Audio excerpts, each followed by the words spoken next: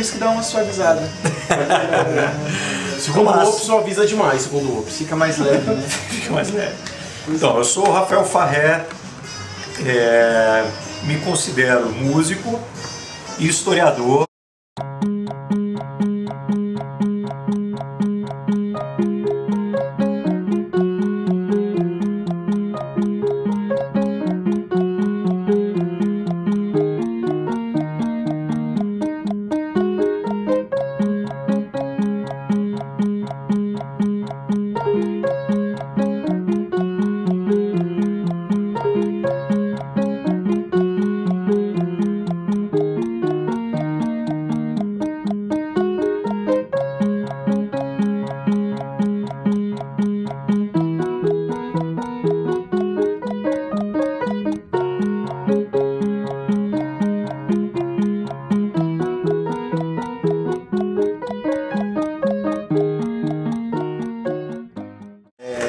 Então, Rafa, um dos motivos pelo qual a gente te chamou aqui e tal é porque essa temporada ela busca registrar pessoas que produziam muito no final dos anos 90 e nos anos 2000, que é uma coisa que da cena de rock, principalmente, que é uma parada que eu acho que tá meio que perdida hoje em dia, sacou? Você até tem umas entrevistas no YouTube, achei isso muito massa quando eu pesquisei, mas eu acho que tem pouca coisa desse período, sacou? E você foi... acho que vocês tocam ainda, né? Mas então você foi ou é guitarrista e vocalista do Boi Girão, que eu acho que foi... Eu acho que todo mundo concorda, eles são a maior banda de rock desse período, sacou? De Brasília, assim, claro, salve o Raimundos, bandas que tiveram projeção nacional, mas assim, aqui em Brasília era uma coisa louca, né? Quando você entrou no Boi Girão, a banda já existia, né? Você não fez parte da primeira formação da banda, né? Eu quero que você respondesse pra mim se você já fazia ou não, e o que era o Boi Girão quando você começou? Tá. Cara, na verdade, eu entrei na banda quando a gente deu o nome. Eu entrei no Boi Girão antes de existir o nome Boi Girão. Mas você não era vocalista, né? Não, exatamente. Eu fui um dos fundadores da banda, mas eu só tocava guitarra. Eu nunca gostei de cantar, eu nunca me senti confortável cantando. E como é que começou o Boi Girão? Acho que começou com o RC Ballerini, que toca no Satanic Samba Trio hoje em dia. E foi pro cinema, cineasta também e tal. O RC Ballerini e o Theo, que era o baixista do Bois, os dois eram muito próximos, né? As famílias eram próximas, eles eram muito amigos desde a infância. E eles começaram a tocar e eles ensaiavam na comercial da minha quadra. Eu morava na 308 Sul e a mãe do Theo era dona de uma locadora de vídeo ali, tempos modernos, na 308. E eles começaram a ensaiar ali. E eu comecei a frequentar os ensaios, a gente conheceu o Theo. Era uma época que os meus amigos da quadra, muitos amigos da quadra andavam de skate. Eu não andava de skate, mas eu ia pro setor bancário com a galera e tal. E o Theo andava de skate, então aí foi a ponte, né, entre o Theo e o pessoal da minha quadra. Depois disso a gente começou a ficar mais próximo assim, e eu já tocava, já tinha banda, até com o Coraci, a gente já tinha tocado no FICO, no Festival do Objetivo. Em que ano que era isso? 93 e tal. Aí em 93 eu comecei a andar mais com a galera, com o Theo, com o Roberto, com o Jason, que morava na minha quadra, que era o baterista, bom pra caramba, o cara tocava super bem. E a gente só tocava música instrumental, assim. E já no início da banda, nesse momento, a gente tinha a pretensão de tocar, né, as guitarras e tal, ter uma banda mais porrada, mas com sopros, assim. Era uma ideia inicial do próprio RC, né, e do Theo e mim, assim, que a gente falava, pô, seria maneiro a gente botar... Ainda não tinha nada da música jamaicana, de ska, uma música só que a gente começou a fazer, que depois já tinha um lado mais jamaicano. Tinha alguém em Brasília que fazia um som parecido com esse, já um som pesado com metal? E como é que era a cena na época? Quem era o Boi Girão na época? Assim, qual era a banda que bombava aqui em Brasília nessa época que vocês começaram a tocar? Pois é, a gente pegou uma fase muito legal, que a gente era moleque, assim, 14 anos, 13, 14, 15 anos, e foi a fase da geração 90 mesmo de Brasília, que era qual? Aquela galera dos Raimundos, Little Quail, Oz, Mascavo Roots, né? Eu acho que essas 4 bandas, elas eram assim, as grandes bandas da época, assim, né? Eles faziam shows pra, sei lá, cara, você ia no show do Little Quail, tinha, sei lá, 2.000 pessoas, sabe? Show da Oz, show de lançamento da Oz, foi na Asbac, no ginásio da Asbac. show de lançamento de CD da Oz, assim, que era, porra, como assim, né? E lotado, assim, não era lotado, mas sei lá, tinha 3 mil pessoas, sabe? Mas enfim, acho que o Boys, ele nasceu totalmente em função da empolgação, eu acho, com aquela cena dos anos 90, sabe? Era uma cena muito forte, assim. E ninguém fazia isso dos metais. O Mascavo Roots, por exemplo, tocava ska, né? Tinha uma onda mais rock, com pop, assim, mas tinha uma onda muito ska, que era impressionante, assim, e foi uma banda muito importante pra gente. Mas não tinha naipe, não tinha sopro, não tinha nada, né? Então, e o Boys, quando a gente começou, a gente não tinha essa pretensão até de dialogar com a música jamaicana, não. A ideia era fazer uma coisa mais porrada. Como é que foi a inserção de vocês nessa época? Porque assim, uma das coisas que a gente comenta muito de banda de rock, quando começa a tocar, você fala, mas tem aquela panelinha que tá sempre tocando, não sei o que lá. E muita gente começa fazendo os próprios shows, né? Eu comecei assim, eu acho que o Bruno também falou isso na entrevista dele, né? Que ele começou fazendo os próprios shows e tal. Muita gente começou assim. Como é que foi a entrada de vocês? Foi tranquila? Vocês tiveram facilidade assim de começar a tocar ou vocês tiveram que começar a produzir também? Cara, eu acho que como a gente pegou uma época boa da cena de Brasília, a gente não teve que correr tanto atrás assim. Na verdade, o primeiro show do Bois de Gerião foi no Espaço Cultural Renato Russo. Em 95 a gente fez um show com Los Danones, que era uma banda, na época, uma banda bem maneira, assim, que a gente adorava, que era uma galera da nossa idade, mais ou menos, um pouco mais velha, mas era uma galera que tinha uma outra onda de som, assim, uma coisa mais funk metal, Faith No More, enfim, eles tinham uma onda do caralho até, e eles eram também, tinha uma onda Seattle, eles gostavam também do grunge, até o Grilo virou depois o vocal do Cadabra, que é uma banda mais recente e tal. E o Grilo pra gente era o melhor vocal, assim, na época da nossa geração. O Grilo cantava pra caralho e tal. E a gente fez o primeiro show com eles e com uma banda chamada Peak, que já acabou logo depois. Mas como é que a gente marcou esse show? A gente chegou no Espaço Cultural da 508, a gente falou, cara, a gente tem uma banda, a gente quer fazer um show. E aí o Pingo, na época, J. Pingo, sabe quem é esse cara? Sim. Pois é, o J. Pingo, ele era o diretor artístico do... Ele é irmão do Pereio, sabia disso, cara? Sério? Sério? Caralho! Pingo é irmão do Pereio. E a gente foi lá, conversou com o Pingo, falei, Pingo, rola da gente tocar e tal. Dele, claro, chega aí e tal. Daí a gente fez o primeiro show, cara, num domingo, de tarde. E foi do caralho, porque o Bois de Gerião tocou 4 músicas, só as 4 músicas que a gente sabia. Cada um de 2 minutos e meio. Por aí, mais ou menos esse esquema. Só que foi do caralho, porque o impacto, eu acho, da galera vendo... Porque foi primeiro o Los Danones... Não, primeiro foi o Pique, depois foi o Los Danones e depois veio a gente. Na verdade não, foi o Pique, a gente, depois Los Danones. E eu acho, cara, que causou uma estranheza positiva o fato da gente estar tocando tocando uma porrada com um trompete.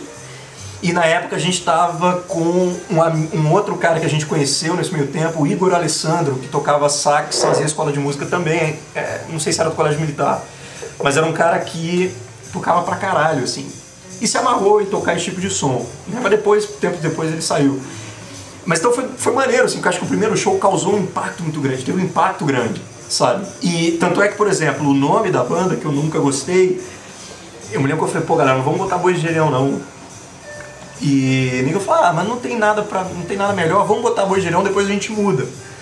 Ah, beleza, vamos fazer um show como Bois de Gerião. Cara, a gente fez o show como Bois de Gerião e uma galera falou, pô, foi mais show do Bois. Aí, todo mundo começou a associar Bois e virou Bois. A galera falava, os Bois, porra, massa, banda e tal. E aí, velho, o nome acabou ficando, sabe? Porque depois desse show, rapidinho a gente já foi chamado pra fazer outro. Rolava o Balacobaco, que era uma casa de shows ali na Rua do Gates.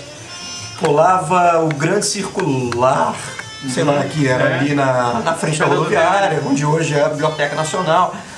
E a gente foi tocando nesses festivais, cara. E vários festivais rolando. Isso foi muito maneiro. Era uma época que muitos festivais estavam rolando.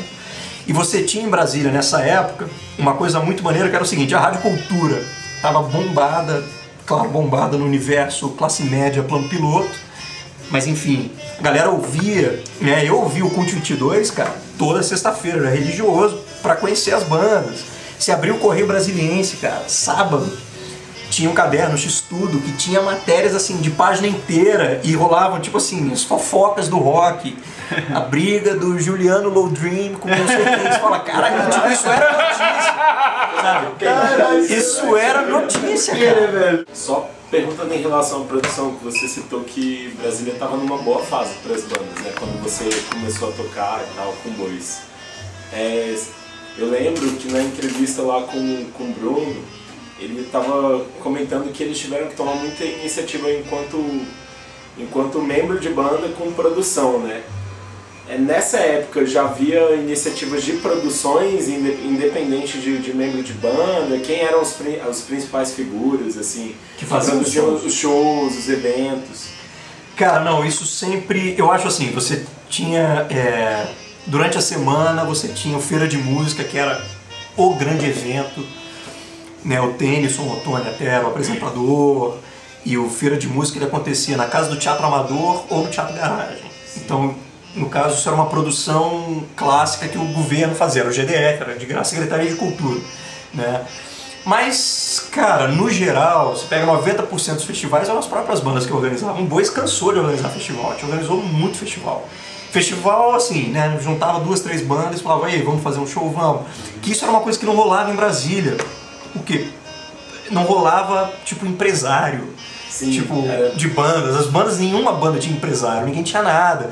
A não ser essa geração mais velha. Oz, Mascavo Roots, Little Coisa. Esses caras já estavam num outro nível, eles já estavam em São Paulo, vamos viver disso e tal. A gente estava aqui em Brasília ainda, né? E eu acho que eu lembro que a gente ia tocar, sei lá, quando a gente começou a tocar fora de Brasília, eu lembro que a gente ficava de cara, que tinha umas bandas assim, tipo a gente, né, molecada e tal, os caras tinham um empresário. A gente, caralho, empresário, velho, que massa. Tipo assim, pô, a gente nunca teve nada, né? O telefone de contato do Boijerão era o meu e o do Guto, muito tempo. Circulava, zine, os zines faziam entrevista, aí quem quiser conhecer mais a banda, anota aí meu telefone. Assim, ligava, de vez em quando ligava um maluco de Sorocaba, velho, comprei um zine aqui, me amarrei no som da banda, como é que eu faço pra comprar demo de vocês? Não tinha site, né? Não tinha site a porra nenhuma, então a gente dependia desse, né, assim, de nós mesmos, mas dependíamos de nós mesmos, não rolava muito essa coisa. Mas isso é um defeito até de Brasília, eu acho. Que, por exemplo, no Rio Grande do Sul, você pega a cena gaúcha, até São Paulo, Rio, cara, você tinha bandas que, sei lá, a banda antes de existir já tinha um empresário, um produtor, que era o cara que corria atrás das gravadoras, que era o cara que corria atrás de tudo. A gente não teve isso, né? E de certa forma, essa geração Raimundos e tal, o Raimundos conseguiu entrar na Banguela, que era a gravadora deles ali naquele momento. Por quê? Porque o Fred batera encheu a mochila dele de demo dos Raimundos e ele foi pra São Paulo só pra distribuir demo, cara. O Mascavo fez isso, o Little Coelho fez isso. Então, assim, as bandas daqui eram muito autônomas mesmo. Ninguém não tinha esse negócio de empresário. Aí depois, essas bandas que assinaram com gravadoras passaram a ter empresários, claro. Mas quem ficou em Brasília, né, a gente que veio depois, uma geração depois ali, não tinha nada, cara. Era a gente correndo atrás, a gente que organizava os shows. Vez ou outra aparecia um festival organizado pelo Cult 22. Vez ou outra aparecia uma coisa assim, mas eu acho que a maior parte dos festivais aí a gente que organizou. Ou a maior parte dos nossos shows, nem sempre festivais, né? A gente não tocava só em festival. Por que você acha que a cena declinou tanto do que era quando o Boys 97, 98, 99? Não, aí... rola um esquema aí que eu acho que é o seguinte, eu acho que quando o Boys começou, a cena já não era mais essa de 94, 93. Quer dizer, quando o Boys começou a cena era essa, mas... Vocês bombaram. Quando o Boys, vamos pegar a fase áurea do Boys, que eu acho que foi... 2000 até 2003. Foi quando eu conheci o Boys. Eu acho que foi a fase áurea do Boys, assim, de público e tal, né? Que foi até... Enfim, o Júlio mesmo. O Júlio foi o cara que falou isso, vocês têm que tocar no BSB Mix. A gente, cara, no BSB Mix, mas, pô, é outro público. Ele falou, não, velho, o público do BSB Mix pode gostar da tua banda também. E a gente só tocava ali, no Teatro Garagem, a gente ficava naquele circuito do underground. O Júlio foi o cara que falou, não, vocês têm que tocar no BSB Mix de graça, velho. Porque o BSB Mix tem 10 mil pessoas. Dessas 10 mil, de repente, tem umas 40 que vão se amarrar. É o show que eu lembro de vocês, né? Você viu um show do BSB Mix? Pois é, me lembro que foi até no dia do show do Mudhoney em Goiânia. E eu queria ir pro show, tinha comprado o ingresso e tive que anunciar no palco que eu tava vendendo ingresso, porque eu tava tocando. Falei, perdi a van, não dá mais pra ir pra Goiânia. Alguém quer comprar o meu ingresso? Timing não é o forte de vocês, né? Não é, velho, o timing é sempre...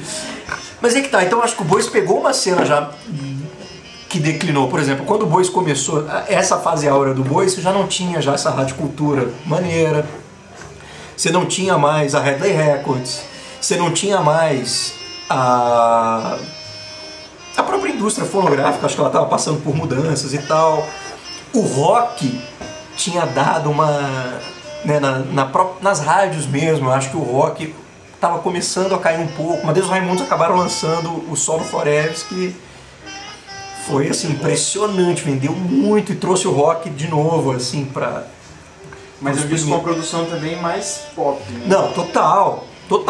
Mas eu não acho que eles tenham deixado de ser Raimundo, sabe? Eu acho que foi um disco que soube dosar bem, assim. Eles gravaram Little Quail, mostrando assim, ó, isso aqui é bom, assim, isso aqui é mercado também, né? Por que Little Quail não estourou e Raimundo estourou? Sei lá, o show business, cara, tem muitas coisas. Mas, né, é difícil a gente explicar, mas eu acho que tem uma coisa aí que é importante, que é o seguinte: a cena que o Móveis pegou, que veio um pouco depois do Boys, cara, eles conseguiram alimentar isso de uma maneira impressionante. Você falou muito bem, né, que eles conseguem renovar o público deles, né? E aí eu acho que isso tá, em função do trabalho dos caras. Acho que assim, gosta ou não de Móveis Coloniais de Acaju, acho que quem trabalha nesse meio tem que tirar o chapéu pelo trabalho dos caras. Assim, o trabalho pra coisa vingar, porque eles são muito engajados, cara. Assim, eles pensam na marca Móveis Coloniais de uma maneira impressionante. Eles estão ali alimentando, eles gravam vinheta com sei lá o quê. E é o lance. Quem é que é o empresário dos móveis? É alguém da grande gravadora? Não, é o Fuji. Um cara que começou com eles. Então assim, a banda aprendeu na marra também, né? Mas eles são 10 caras super organizados, sabe? Então assim, eu não vejo a cena. O Boys não tocou. O Boys pegou uma época que a gente conseguia tocar pra 1000 pessoas e tal, beleza. Mas se você for ver isso ao longo de toda a carreira do Boys, foi uma fase pequena. Sabe? Foi um período muito curto da carreira da banda.